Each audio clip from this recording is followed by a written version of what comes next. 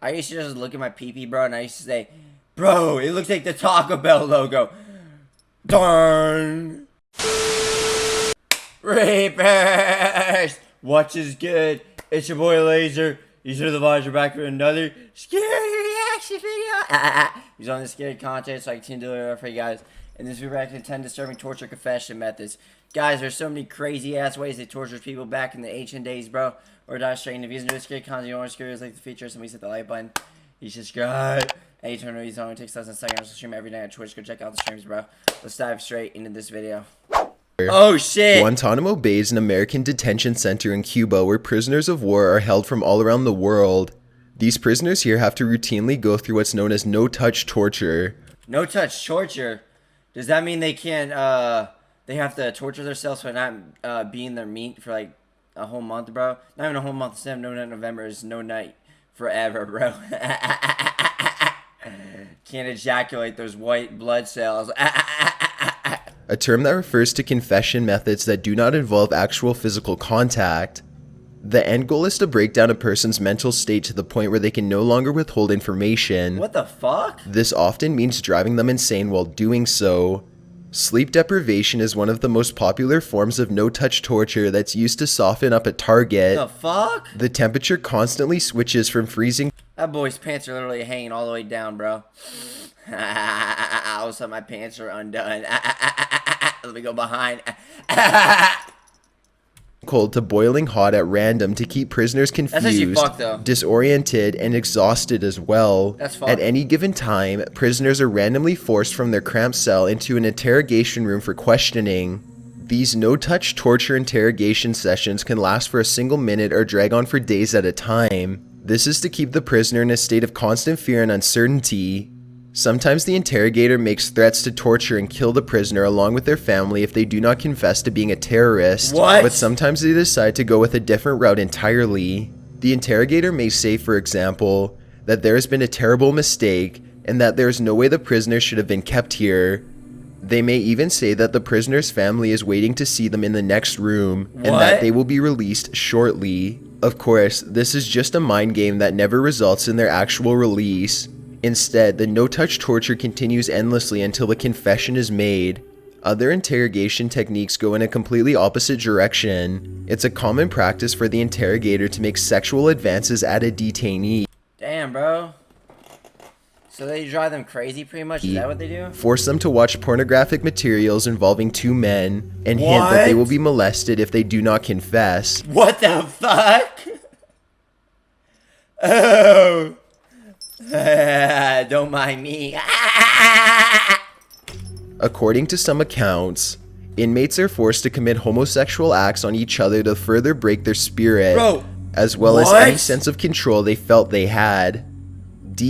So you're telling me they go turtle first on the ground, bro? They unleash their fucking powers, bro? And that thing starts unleashing full force. Monster cock activated. Dehumanization in general plays a major role at Guantanamo Bay. Prisoners often have to wear headphones at all times. This might not sound so bad at first, but these headphones happen to play constant audio feeds around the clock that are specially designed to drive any normal person insane. Usually these audio loops come in the form of scary voices that either constantly yell or else sarcastically say extremely negative comments. This creates an inner struggle with the prisoner and severely agitates them as they hear the same annoying insults over and over, loud noises, painful feedback sounds, or even the same song. What they do to my boy, what's his name? Oh yeah, Cornbread. What do they do to him, bro? They turned Cornbread into a bird? Oh, let me put my dick in those feathers. Are also repeated over and over again for the same effect. Documents reveal that prisoners have been made to listen to the theme songs for Sesame Street and Barney for days at a time. Barney. Even the unbearably annoying jingle for Meow Mix is used. Bro, I thought I was the only one that thought that shit was annoying, bro. What was it? What is the song, bro? Oh yeah, Meow Mix, Meow Mix, Meow Mix, Meow Mix, Meow. Meow. No, bro, I forgot the song, though. What was the song for you, bro? I just remember it was some annoying ass shit. Another popular technique at Guantanamo Bay is to put the prisoner in what's known as stress positions. Here, prisoners are clamped to the floor in ways that bend their arms and legs unnaturally and are left to suffer on their own. These positions are merely a little uncomfortable at first, but soon it becomes a real torture as their limbs fall asleep and pins and needles begin to set in. What? After a while, their limbs begin to burn horribly as the muscles cramp and the nerves start to become damaged. Detainees are left in these stress positions for hours or even days at a time, and they have to lay there in jumpsuits that are soiled with their own filth until somebody comes back to torture them in some other way. Hell no. Oftentimes, they are wearing the headphones while this happens as well. If a prisoner goes on a hunger strike or becomes too distraught to eat, they undergo what is called rectal rehydration. This is a large force-feeding tube that does not go in through the mouth, What? but rather up the other end. The other end? What the fuck? Oh shit. That asshole is really a munchkin, bro. He's munching on that.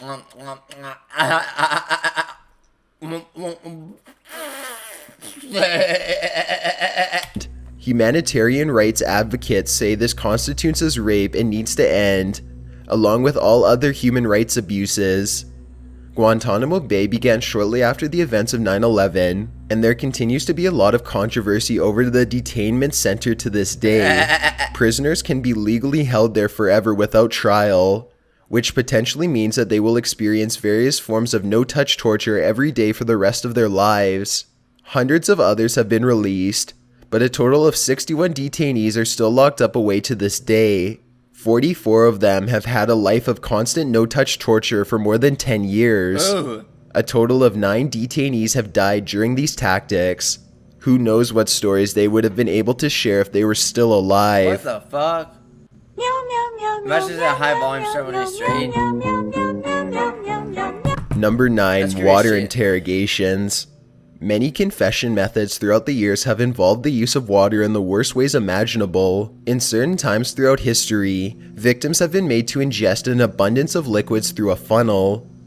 So what, they answer it like in their mouth? What? Then they are forced to make a confession in order to make it all stop. What? Otherwise, their insides would have swollen up and burst. Ugh. Usually this method is performed using water, but sometimes urine and other foul liquids are used in this place. Centuries ago, water interrogations were used in Europe to see if somebody was actually a witch. So you're telling me about one second they could just be chilling, the next thing they'd be like, I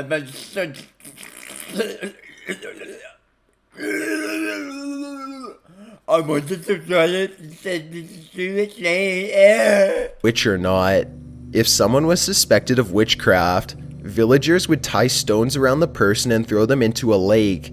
If they floated to the top, then it would mean that they were a witch in disguise. If they sank to the bottom, however, then it meant that they were innocent. Usually a rope was tied around a person's waist so that they could be pulled back to shore, Ooh. but not much could be done if the rope was too long, or if the rope broke before they could make it back to land. Ooh. Somehow, Europe's population never noticed how everyone always seemed to be innocent. They continued to believe in witches for a long time. Chinese water torture is yet another age-old confession technique dating back to centuries ago. For this method, a single drop of water hits a person in the same place on their head non-stop. This is just a little irritating at first, but the sensation soon builds and builds until a person either confesses or goes insane. That's crazy. Each drop begins to feel heavier than the last until it becomes very painful. If it goes on for long enough, some say that it can drill a hole straight through the skin. Of course, waterboarding has become one of the most talked about methods of water-based interrogations in recent years. They still do it? During a waterboarding procedure, a person is laid down at an angle with a cloth over their face. When water is poured over the cloth, their body spasms and it feels exactly like they are drowning. Number 8. Torture shoes. Torture shoes. These large and heavy iron shoes were designed to quickly draw confessions from whoever was unlucky enough to be forced to wear them. Whereas a normal pair of shoes keeps the foot at an even level, these shoes were angled at such a way that a person had to stand uncomfortably on their tiptoes. If they got too tired and tried to put their heels down, gigantic iron spikes in the back of the shoe would stab them in the foot. Other designs did not have any spikes in them, but that they were not flexible at all and also way too tight. Wearing these stiff iron boots quickly became a popular torture that people would say anything to get out of. Number 7. The 𝐻𝐸𝐼𝐼𝐼 fork. Ooh. This device was used in Middle Ages to extract confessions without actually killing anyone. Though by the time they were going through it all, many wished they had been. The 𝐻𝐸𝐼𝐼 fork was little more than a long bar with sharp prongs on both ends. It was wrapped around the victim's neck using a leather strap. These prongs jab into the person's chest and under their chin at the same time. If they tried to sleep or lower their chin for any other reason, the prongs would painfully poke them back into a straight posture. A person was often made to wear the 𝐻𝐸𝐼𝐼 fork for days on end. As the experience dragged on, they became more exhausted and were more likely to make a confession. Number 6. Good morning, Vietnam. During the Vietnam War, it was incredibly hard for American soldiers to tell who was an innocent villager and who was a member of the enemy Viet Cong So faction. they were just shooting at, like, random One ass of the people? most popular methods to make a person confess their true identity was to shock them using high-powered EA-312 military phones. To do this, soldiers would connect 2 wires to the phone and run them through different parts of the prisoner's body. What the fuck? There's a crank on the side of the phone that soldiers would ordinarily use to make the phone ring. The fuck? If it was hooked up to a person's body, however, it would just send a huge jolt of electricity straight through them instead. What the fuck? Extremely sensitive areas such as the tongue, nipples, and genitals. Oh, the nipples. Home sweet home, baby. See that tongue? Look against the textures of my fucking tattoos, bruh. Don't stop until I'm rock hard, bro. More rock hard than the fucking rocks in the fucking beaches, bro. Can someone please stick up a rock up my asshole, please? I can shit out rocks at them, bro. I can shit out some forbidden fruity pebbles. What the fuck? Why does it sound Soldier, it was not uncommon to deliver these shocks to another living person for up to 3 or 4 hours at a time. If the Vietnamese captive didn't confess by then, it meant that they were probably innocent. Soldiers jokingly referred to this type of torture as the Bell Telephone Hour, which was the name of a popular musical program in the 50s. Eventually, the Vietnamese learned how to do it too, and it became yet another tool in their arsenal to torture American prisoners with. Oh, that's fucked. Number 5. Thumb screws. Thumb screws. This method of torture was popular during the Middle Ages. A person's fingers or toes were placed inside of a crude type of vice grip that had a handle on the top. The interrogator could turn this handle to tighten the screws and slowly crush a victim's digits as he pleased. What the fuck? This could be done quickly or else quite slowly over the course of days, weeks, or even months until the confession was made. Eventually, a larger version was developed to pulverize the elbows, knees, and feet. As for the head crusher, all a person could do is scream as their jaws, teeth, and skull are all pushed together and broken at a I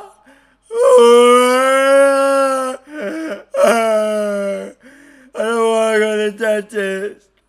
Now they're gonna pull out my teeth. at a speed that's far too slow for anyone to withstand. Number 4. Confessions from a dirty rat. Dirty rat. This confession 6'9". method involves using a caged rat in a controlled flame. A rat is put either against a person's stomach, chest, or genitals and quickly covered with a round metal lid. Next, a fire is held up to the lid so that it heats up. As the rat senses the heat, it goes into a panic and begins to bite and claw its way downwards into a victim's flesh so that it can escape. Usually, a person was too busy screaming to get their confession out in time before the rodent had burrowed itself deep inside of them. Nasty, bro. Another version of this method involves tying a person down and letting starving rats nibble away at their body until they admit whatever it was that they were accused of doing. A third version still has the accused person wear a special iron device on their head. The mask itself was designed to look like a pig's head. Inside the Jigsaw type shit, bro. That's creepy as fuck, bro. So what? You just put it on your face and like it's... out of the mask, waiting behind a tiny gate, is a single starving rat. When the gate is lifted, the hungry rat races down the snout into the main chamber of the mask, where it claws and bites at a poor person's face until a proper confession is finally made. Number 3. The iron chair. The medieval chair was covered in spikes that were long enough to dig into the flesh. Oh, dig into my asshole? Oh, shit. Go deep enough, bro. You might have to bring the magic school bus in there, bro. Not for fear though, bro. Dig straight into my ass though, bro. And unfold. Watch everything unfold, bro. You're just gonna go past a bunch of fucking forbidden chocolate, bro. But short enough to miss vital organs. In fact, the spikes themselves plugged up the wound and kept blood loss to a minimum so that the victim could be kept alive for longer. From time to time, the torturer would tighten a series of straps that went over a person's hand, chest, and legs. Every time the strap was tightened, they were forced deeper into the spikes. A person could be kept alive and fully awake in this manner for hours or even days.